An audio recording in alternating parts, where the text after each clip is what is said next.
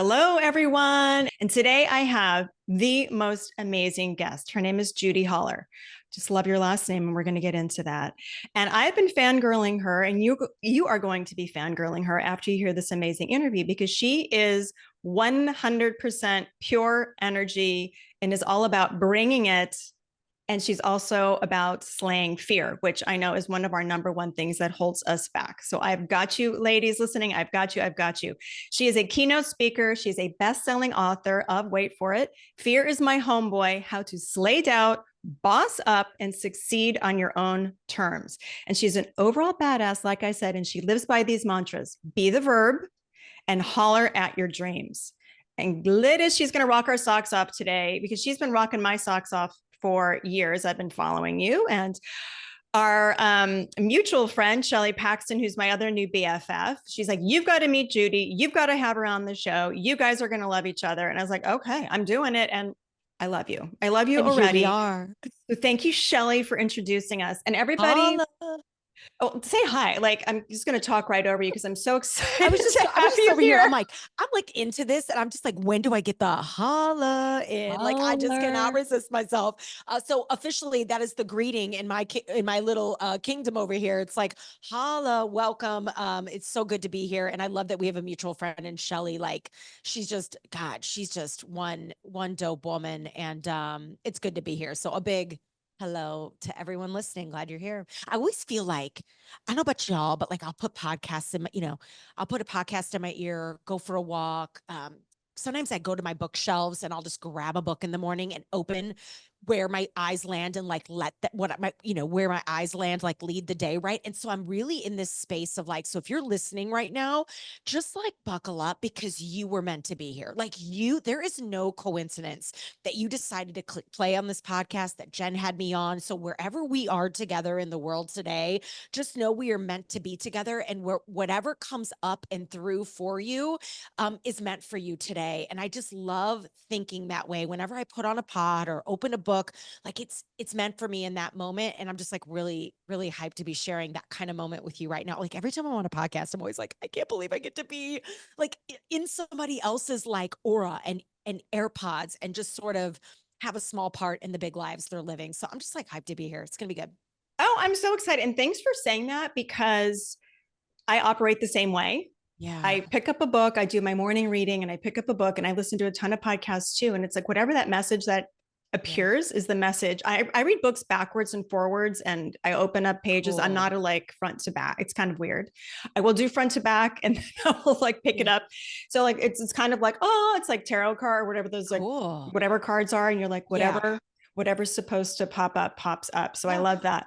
The other thing you said is about the intimacy about being in somebody's ears. And it's funny. And as we're recording this, yesterday, my podcast manager talked to my mastermind group, and we were talking about that special relationship where I had to do this. I love podcasting. And I think as busy women, it is the best medium to really pour into people because like you said, it's so intimate. And we get the honor of sharing.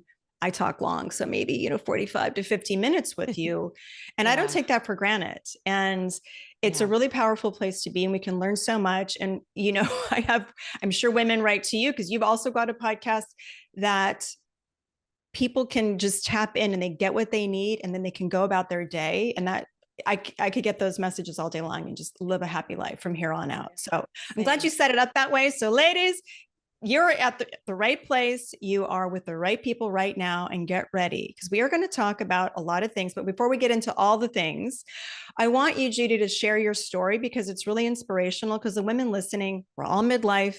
We already know you're not too fucking old, but we also know it's really hard to make changes and to pivot. So I love your story because you went from one industry into a whole new industry, but you capitalized on the skills that you built. So I'm not going to tell your story for you. So have at it. Tell us how did Judi Holler get to be Holla?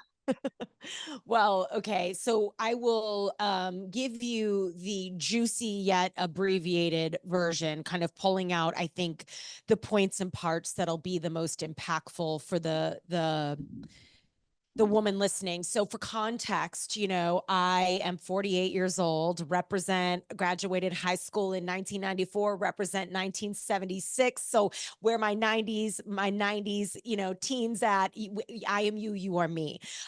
So just to give you some context, as you hear the stories today and sort of listen to my journey, I'll try to put some age ranges behind it, because I think that is kind of an inspiring part of my story too. Because I think so many times we get to a certain place, because, not a lot of people know, I have this background in corporate, but I also have this background in improv theater. So they sort of simultaneously intersected at the same time in Chicago. So in the beginning, my goodness, I started like in food service, like, serving banquets and hospitality at the age of 13. Okay. And then just sort of like made my way around that space. I went to college for radio, television. Like I thought I was going to be an MTV VJ. Like that was my dream.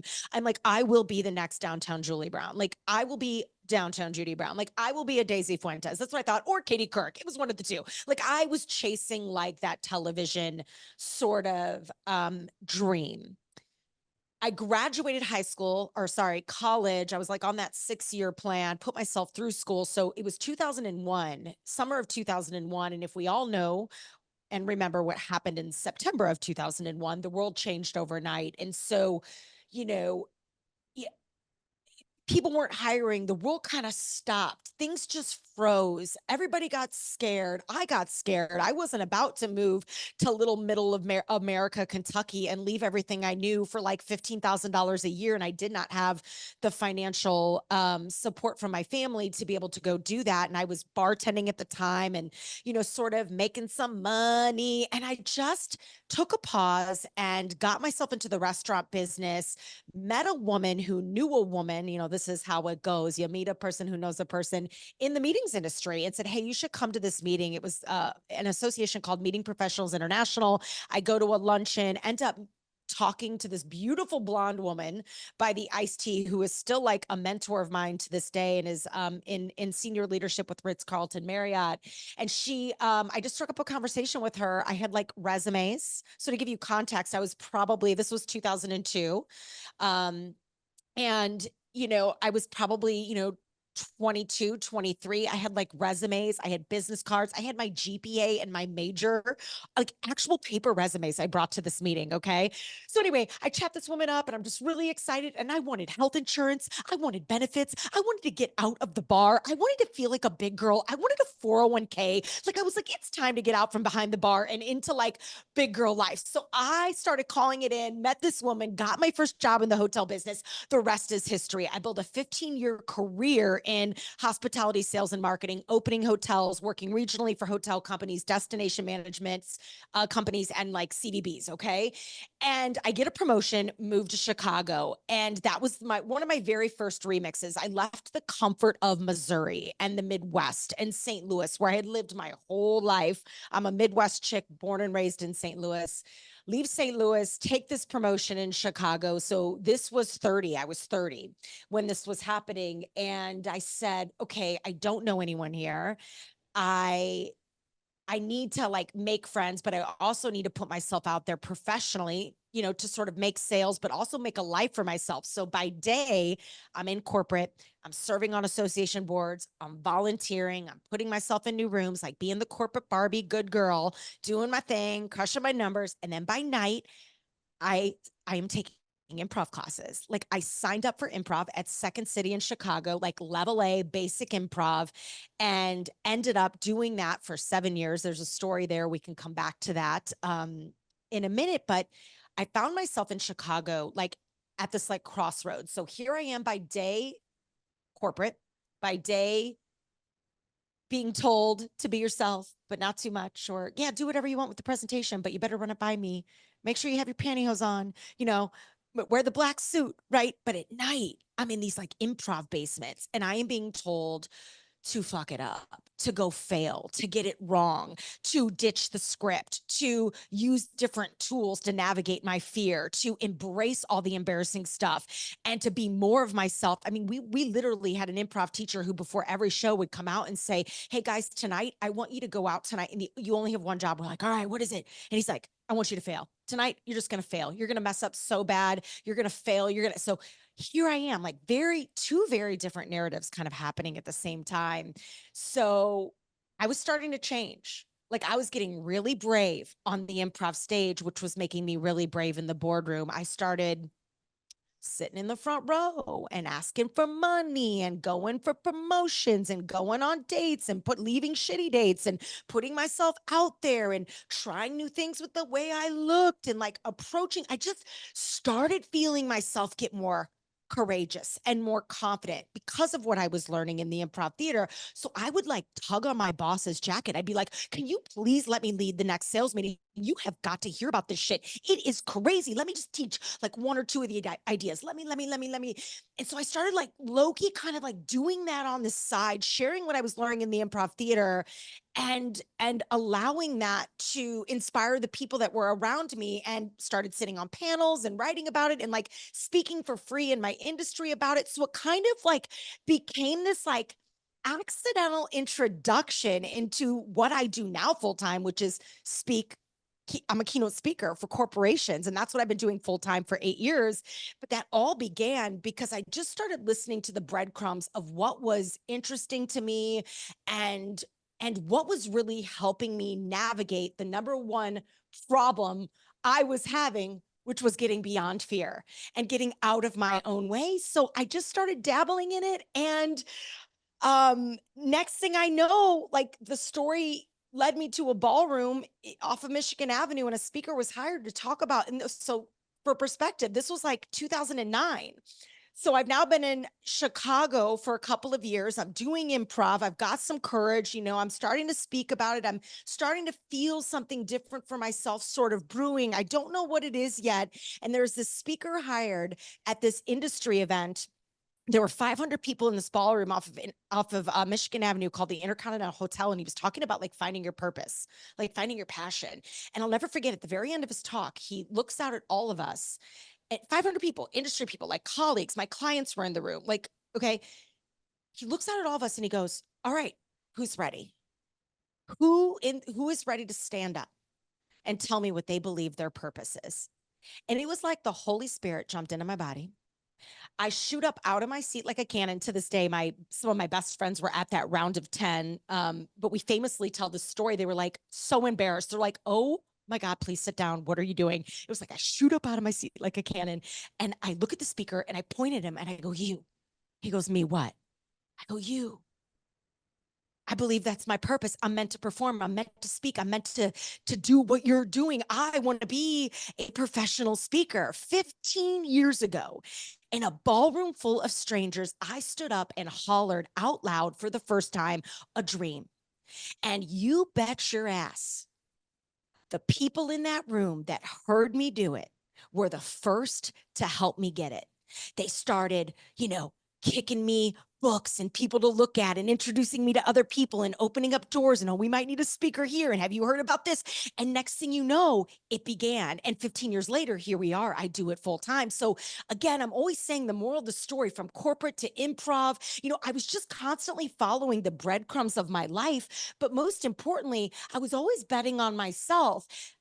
Yet, if we aren't brave enough to holler at what we want, to speak out loud what it is that we need, how can I ever hire you, buy from you, promote you, and or recommend you? If you are a wallflower and you are hiding and you don't believe in who you are and what you do,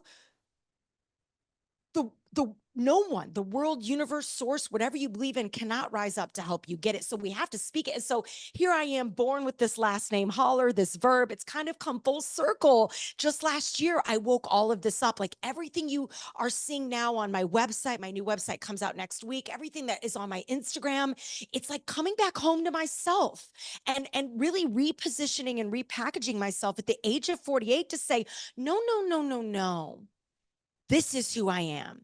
this is what I was born to do, and take it or leave it, baby. I am riding this verb all the way back home to myself, because I really believe that's the purpose. That's the ultimate purpose, to use the platform to help other people make those brave moves on their own behalf, because no one's coming. No one's coming. There's no Prince Charming. Wow. Okay. So now we know why you are a highly paid keynote speaker in demand because damn, I'm like ready to take more action just listening to you. Like, how do I tell this story? There are so many layers, but the clip notes, there's a really beautiful modified version on my website of this story, but that's the essence. It's like corporate to improv, improv to the stage, and then almost like the stage back home to myself, because I was putting a lot of keynotes on stage for the last 7 years that were very corporate Barbie. And it doesn't mean my work isn't still, it's where I'm booked mostly in corporate. I knew I wasn't, I just felt like I was dimming my light and toning myself down because I was afraid of what other people are going to say about it. I was like, oh, I'm too old.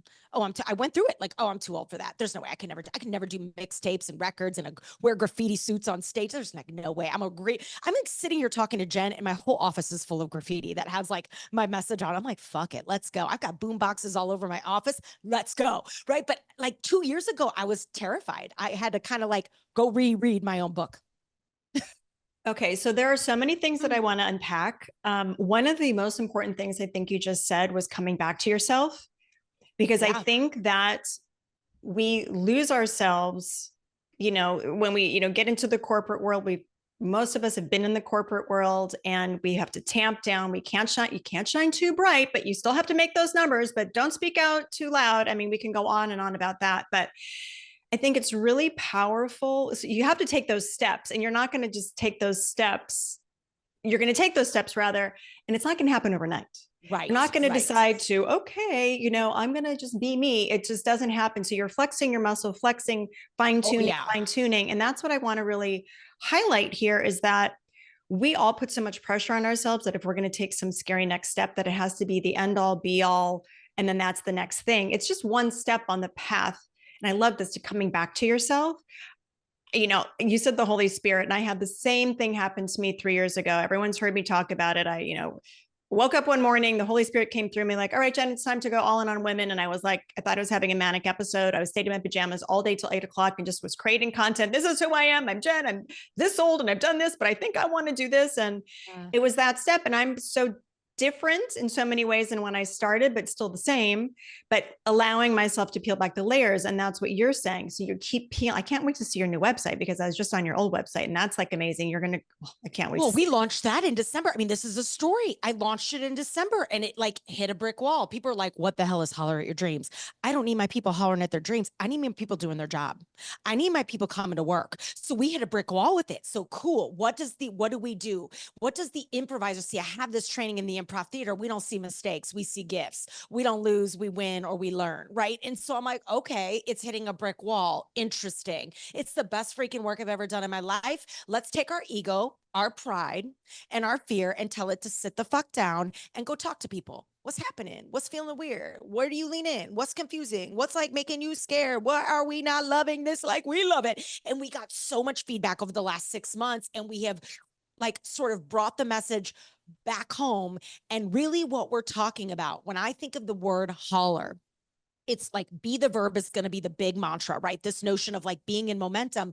But what we're really talking about here is self-leadership, self-motivation. And that's the word we're going to take all the way around the United States and beyond, on corporate stage after corporate stage after stage after stage, because the definition of holler, we're redefining what it means to holler. And this will be apparent on the new site, because in my opinion, it is the courage to face your fear and go where you have no confidence on purpose in order to build it.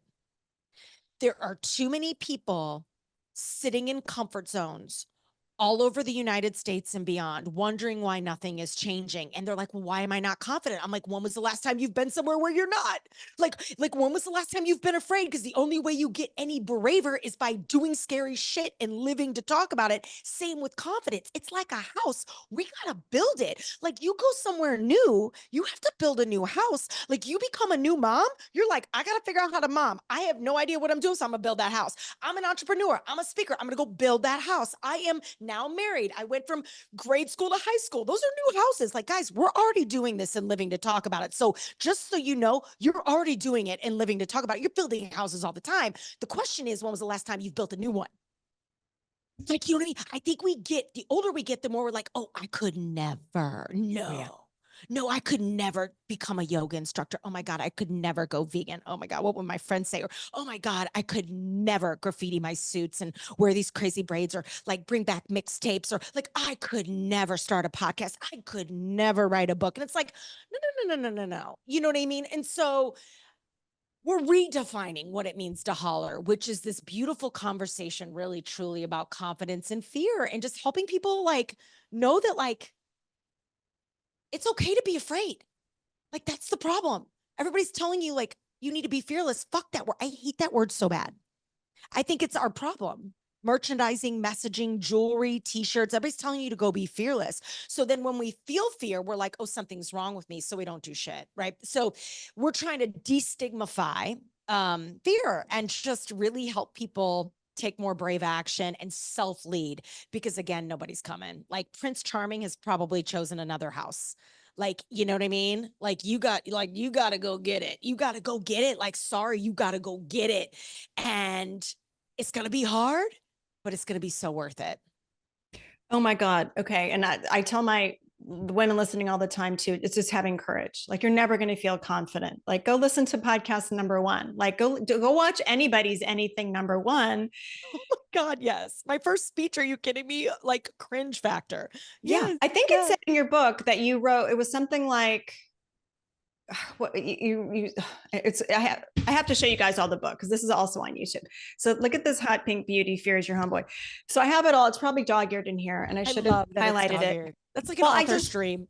It's dog-eared and it's, it's just my little dorky. I was an English major. I love to read. I powered through this because I can read a book an hour. I love to read. So thank you for writing this book, first of all, and we're going to get into it. Welcome. Thank you for reading it.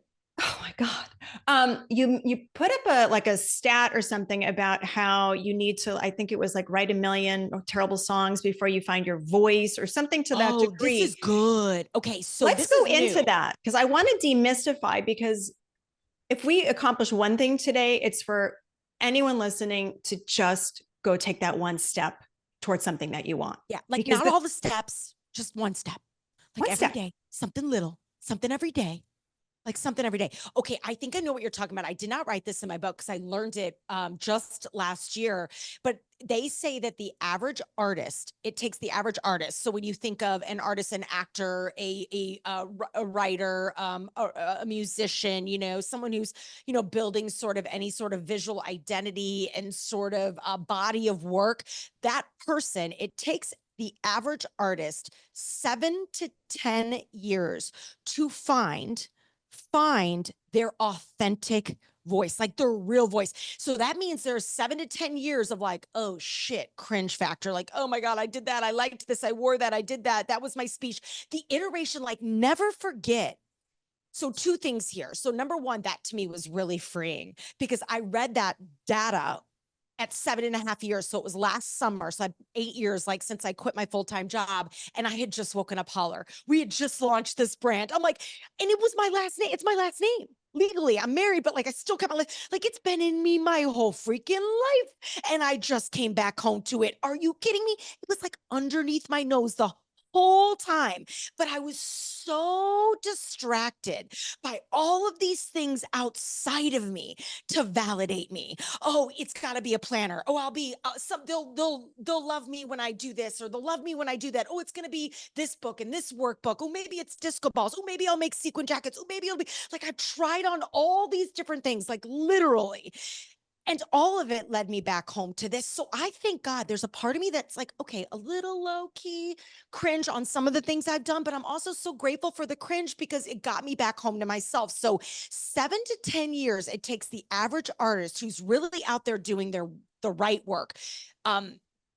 Because if you're not embarrassed, you've waited too long. If you're not embarrassed of early stuff, you waited a little too long. So for me, that was like really freeing to be like, oh, I'm right on the path, and I'm right where I'm supposed to be. And the biggest exercise we did to help me get back to where I am specifically was someone asked me on my team, on my creative team, they said, okay, your homework assignment tonight, this was like a year ago, they go, you are going to start interviewing family members.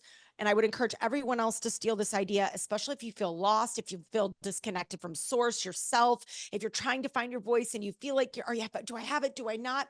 Who were you? Who were you between 8 and 10 years old? What were you wearing? What were you reading? What were you doing? Who were you hanging with? What were you playing? How were you vibing? Call your aunts, call your uncles, call anybody that's alive that remembers, brothers, sisters, besties. Tap into your photos, go through all your photo albums.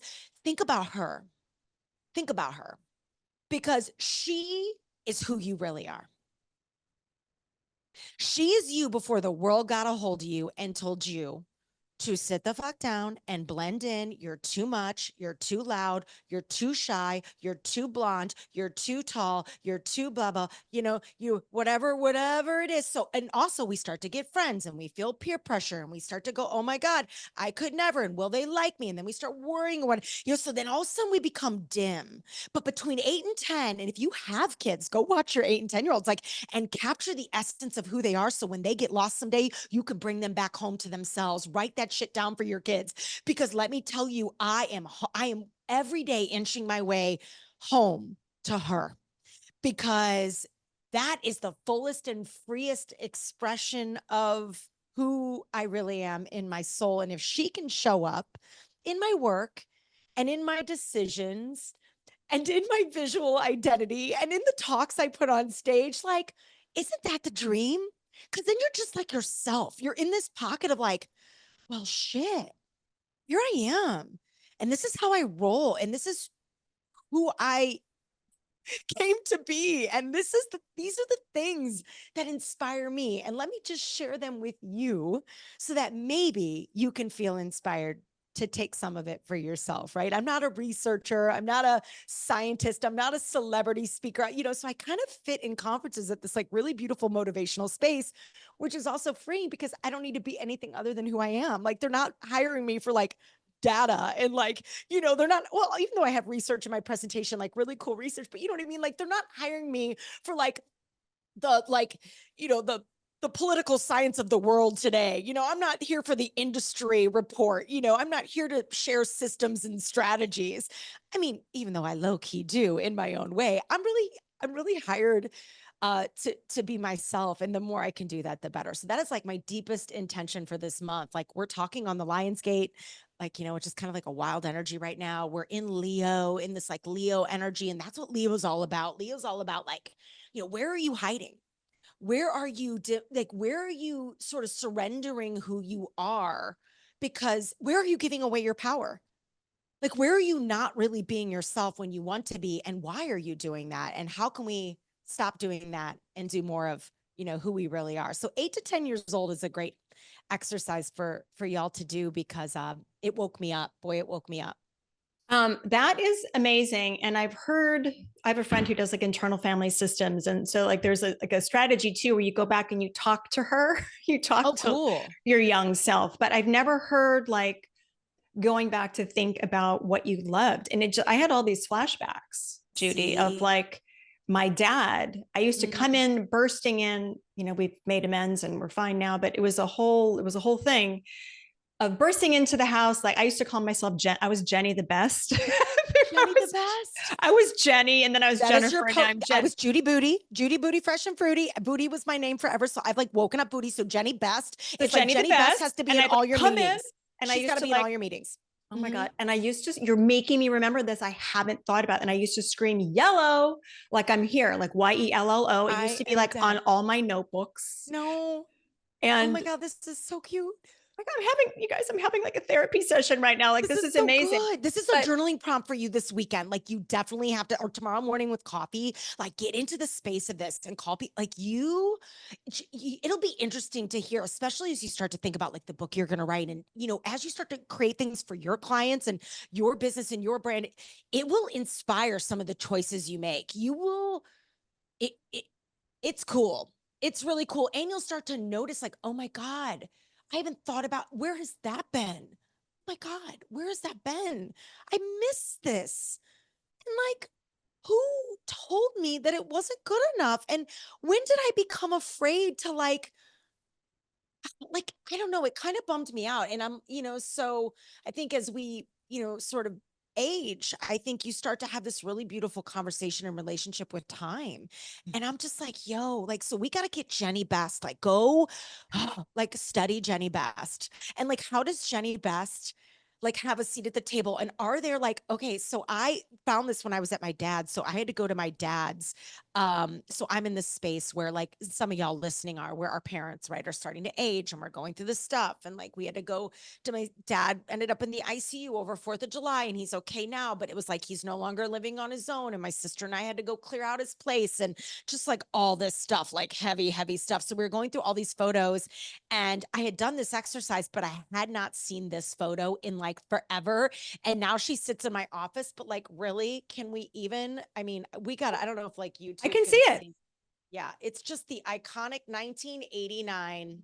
I'm going to put my glasses on really Hold quick on. too to see it. I Do gotta we have like, shoulder pads on? oh, it's the units. Do you remember the units? Yes. Okay. Units, and they're just the bangs, like, And but the like, hair. excuse I my love it. horrible manicure. Well, I can get my nails done tomorrow, like get my hands off the screen. But like, so again, guys, what I'm holding up is a photo. If you're not watching, like it's a photo of me in 1989. I'm 13 years old. And I'm like, oh yeah, I was always extra. Like I was always extra. And who tried to tell me that I could not be extra?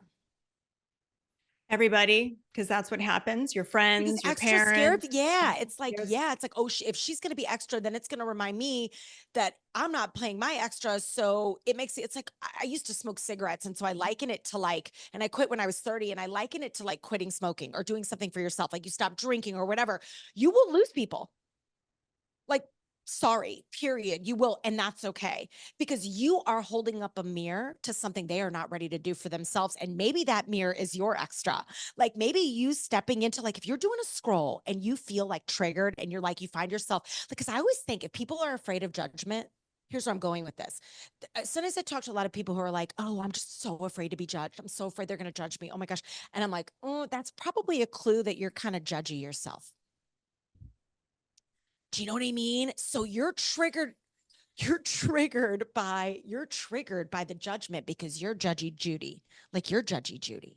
So how do we tap out of that, right? Like how do we come out of desire and into like self-trust and self, like what do we need to do? What do we need to like, do we need to get off Instagram for a while? Do we need to, read different books, or do we need to start listening to different things? Do we need to maybe hang out with new friends? Do we have a spouse that isn't supportive? Like there are a lot of things that could be affecting the reasons we judge, but usually when we're judging or anything like that with other people, it's something that's not like healed in ourselves. So it's like, go heal and then come back. But that's like a clue. So like, if you're afraid of judgment, well, maybe are there areas of your life where you're judging, right? So, I mean, these are all tools that we can use to kind of come back home to ourselves, but we're never going to get anything done if we're sitting in fear and comparison and self-doubt and all of those things that are just really designed to stop you, because we all have them. Just some of us move and some of us don't. I know. And I want everyone to move because I know everyone listening has dreams that they're sitting on. I still have things I'm sitting on because Same. it's this onion. So you have to keep pulling back the layers, but you're not going to get to that core unless you take that first step. And I don't want the onion because I don't even like onions or the metaphor comes, but you have to take that first step because even I'm in this deep reflective state right now too, of like evolving even more and leaning more into, because everything you said, I'm like right behind you, of like the doing all the things and trying this on and maybe doing this because I think I should be doing that, but I need to always lean into the thing I really want to do. And obviously you're not caring because I'm so clear on how I want to serve people, but you have to keep leaning in, keep leaning in. I want people to buy your book. I want everyone listening. So it's Fear Is My Homeboy. What if everyone go buy this. This is your assignment and your homework. You have to go get the book. And it's going to be like prominently So much featured fun. on my And it's on wall of, Audible. It's on Audible. So if you like to listen, your girl reads it. So you can go do that too. Some people like to listen. ooh, I'm going to have to go do that too. So you're in my ears, like for the whole book. Yeah, it's got a little like podcast style Q&A afterwards too. So we go like deeper in the chapters and deeper in the stories and stuff like that. It's kind of fun. And it comes with like a workbook, like a little audiobook download. So in the book, then, Is My Homeboy, which I love it. I love like the hip hop, the whole thing. Cause I mean, I graduated in 87. I'm a couple years older than you, Yes, but I'm girl, still like let's shoulder go. pads, like hip hop, like I'm Yeah, all over it. yeah, Like, let's go. And you said mixtape. You had me at mixtape. yeah, So I love you now. Cause I yeah. was the queen of mixtapes. Like we are. So that's like one of the metaphors I use is like, let's remaster your mixtape, the mixtape that is you. Let's remaster it. And there's 3 tracks that need to be on that tape. And those are the 3 tracks I share in my keynotes. And I've kind of like structured my talk really around this mixtape analogy, which I like, I'm on corporate stages going, am I really doing this? This is incredible. Like I'm really doing it. And, not asking for permission, just doing it and creating the work. And it's just, it's going so well. So, yeah, so I love that. Mixtapes. Yes. But so tell us, so what are the 3 things we need to remix on our mixtape? Well, I mean, the first thing is that we have to realize that we are water, and water is meant to flow, and water has a vibration, and it's all about flow. And so it's realizing that there are a lot of things that can impact your water.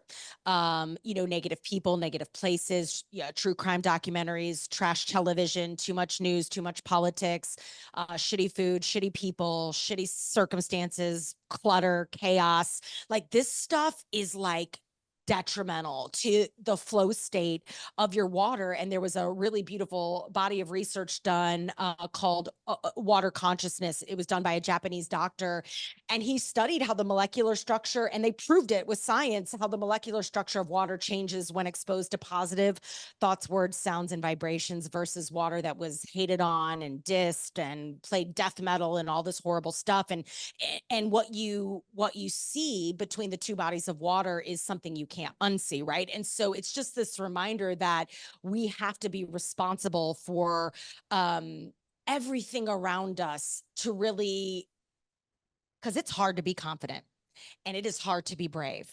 So we need things working for us. Like we need to be doing, like we're athletes, right?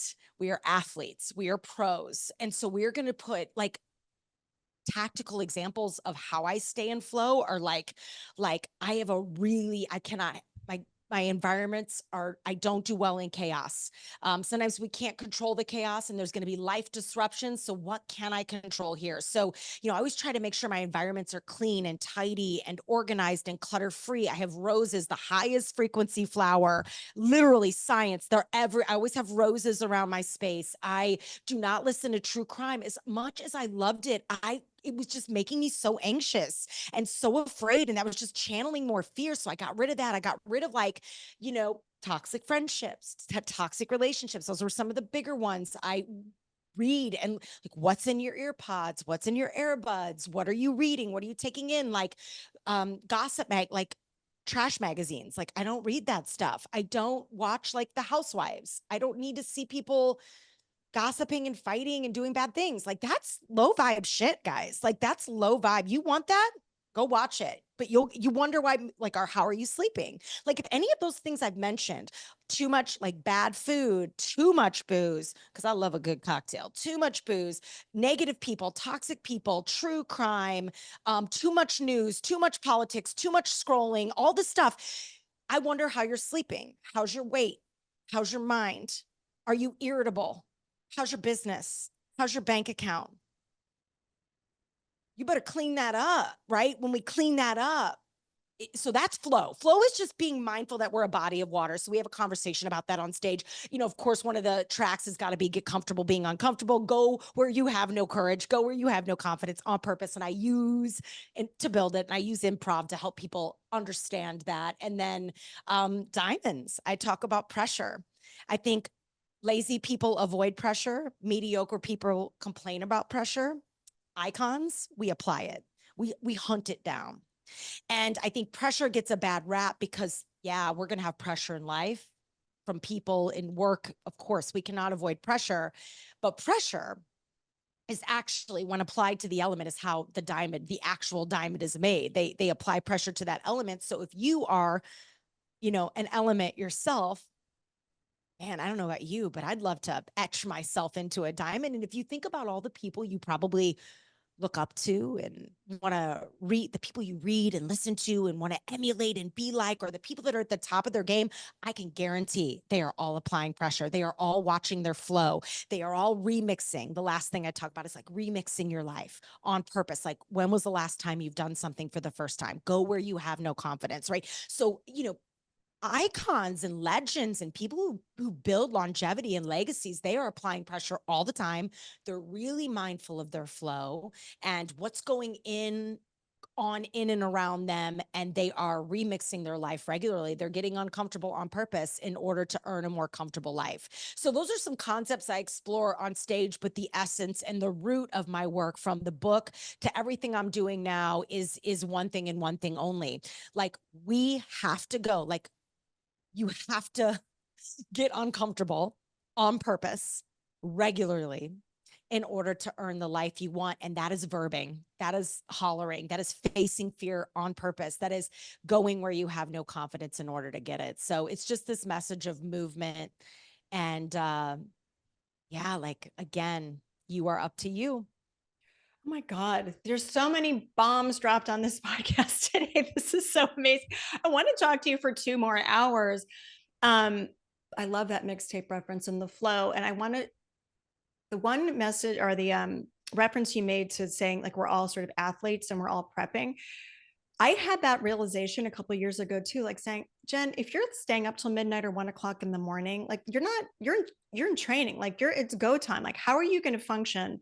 And they've got 3 kids. Like I had this my own realization. I didn't realize actually until you just said it, how much work I put into doing exactly what you said of, we can't eat like shit. You've got to make sure you go to your, and I'm pretty good about going to yoga, but it doesn't matter if you go to yoga, if you're not sleeping well.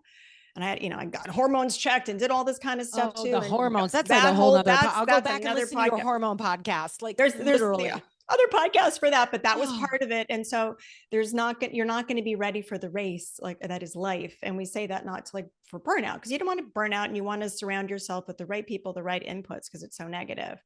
I really want to pimp out your book for you. So I want you to, what are like the top 3? I know you've talked about it, but, or maybe just the number 1 way to make fear your homeboy. How do we make fear our homeboy? You are the CEO of you. I wrote about that way before I started saying be the verb, and way before Holler. This is the essence of what it means to self-lead. There's a whole chapter called the CEO of you. Like, you own a business, your business. And whether you are a mom or in corporate or an entrepreneur or a little bit of all of that, because us women, especially you mamas, wear a lot of hats, okay? But you are always the, because none of it's going to work if you don't work. Like, we always put ourselves last, and we cancel all of our plans, and we cancel our yoga, and we hit the drive-through, and we cancel the brunch with girlfriends because, oh my God, I got to take care of all these people in my life. And it's like, well, hold on. And of course there's going to be times, I'm not saying you're going to abandon your family. You know what I mean? There's balance in life, but like, at the end of the day, like, let's stop looking at our calendars and like, let's stop managing like meetings and appointments. Like, let's start like navigating and managing time and priorities, right? And I just think we're so hard on ourselves, and you're always going to be pulled in a million directions. There's always going to be an excuse. There's never going to be enough time.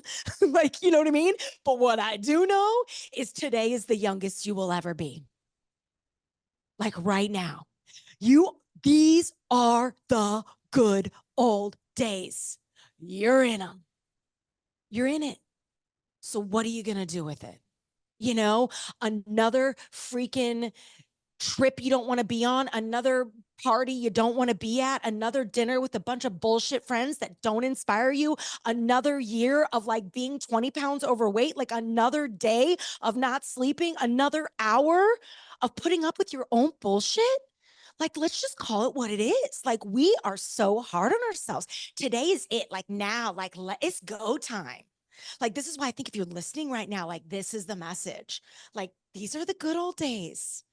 Let's go get them. You know, let's go get them. So I'm in this, like, it's a message of urgency. Like there's a sense of urgency behind be the verb and holler, right? And face fear and be, and it's not going to be easy and it's not for everyone. But if you want freedom and you want joy and you want longevity and you want confidence, it's the answer. That's how you get it. And that's what I'd say. Oh my God. Answer Is that all?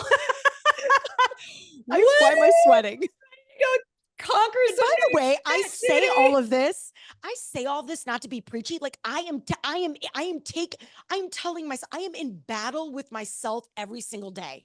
Like every single day, I always say to people, I go, I'm the biggest fraidy cat you will ever meet. It is why I feel qualified to write a book on fear, because I am afraid all the time. I am anxious all the time. I am worried all the time. I struggle with self-doubt all the time. You know how many days, hours of every day I spend thinking like, oh my God, they're going to find me out. Oh my God. You know, sometimes I'm like about to walk on stage. I'm like, am I really going to do this? Like, am I really doing this? Right. Like, but I do it. And then I do it. And then I do it. And then I do it. And so then I start to get this like evidence, like I've increased my tolerance for pain. So the reason I say that is like I'm giving you the biggest hug if you're listening right now. And you too, Jen, because like I'm with you like this, like this is me. I am you. And so I give the tough love to myself. Like every day I'm like, okay, babe, this is the youngest you're ever going to be. You might as well wear that dress because you look hot. Because I went through this whole phase where I'm like, oh, it's too tight. Like, oh no, my boobs. Like, I can't. And I'm like, oh my God, there is going to be a day where no one's going to look at me. I hate to say that, but like, so let's just go enjoy the healthy body I have and like the curves I have and the, you know, the beautiful jewelry I own and the clothes let's wear them now. Like what? Like, why wouldn't I? Even before this podcast, I sprayed my most expensive perfume. I'm like, fuck it. Like, I'm just going to let's just raise the vibe. You know what I mean? Like, I love that. It's like, use the china, like drink out of the use crystal. Like, what are you it. waiting for? Light The the good one holiday. candle. Yeah. Light the Wear nice, the good light jeans the tonight. diptyque, not the shitty one. No, I wear my favorite clothes every single day. I'm going to wear, oh, I love it. Yes, wear it now. Wear it. It's why you bought them. You know what I mean? Like, it's why you bought them. Oh my God. I love you. You're so I love you. amazing. This is so fun.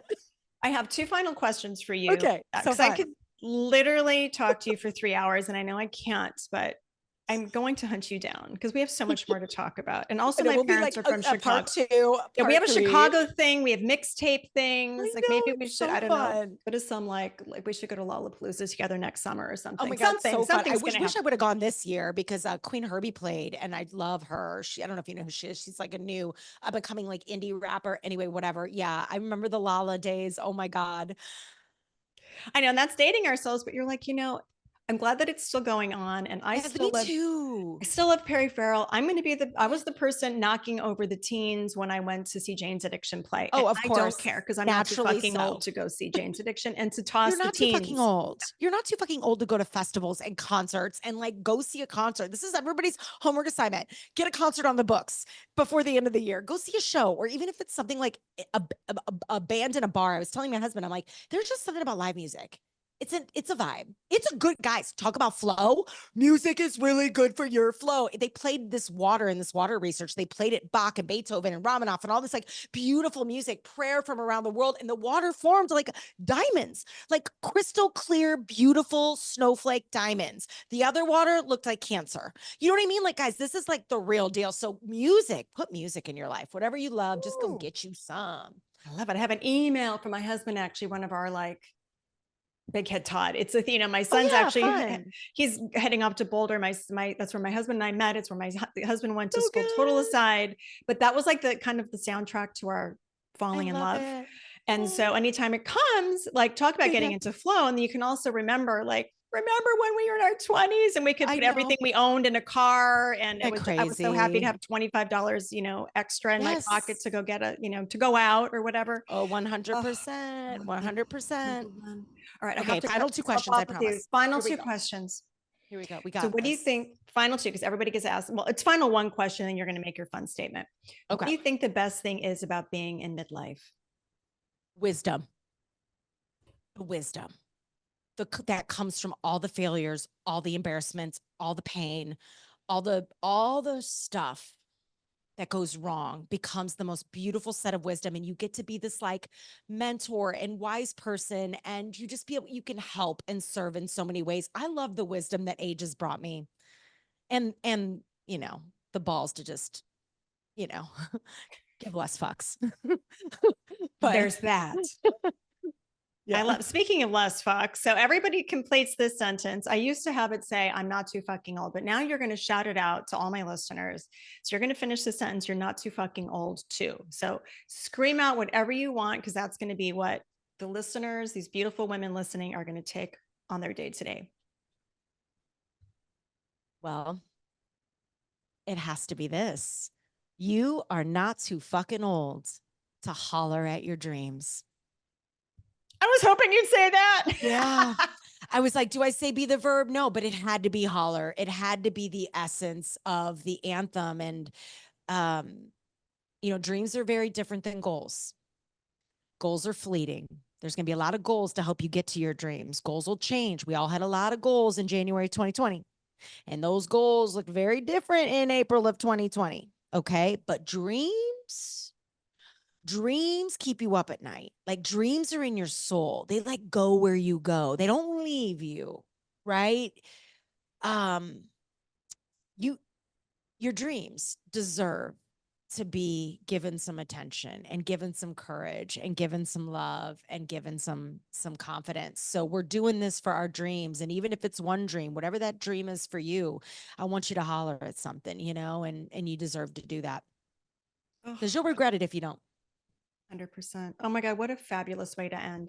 Okay, so let us know where we can find you, buy the book, check out your shiny new website, follow you all over the interwebs. I love it. So I'm Judi with an I. So Judi, Holler, HOLLER, the verb.com. That's my website. You can learn more about me and my speeches and, you know, kind of who I am and why I do what I do there, and see video, all the good things. And then I think social media wise, I'm definitely on LinkedIn from a profesh standpoint. We can link to that in the show notes, but Instagram, it is like my creative, like favorite place to play. I'm at Judi Holler there. So come hang. If you heard this episode, send me a DM and let me know. I'd love to meet you. But those are my spots.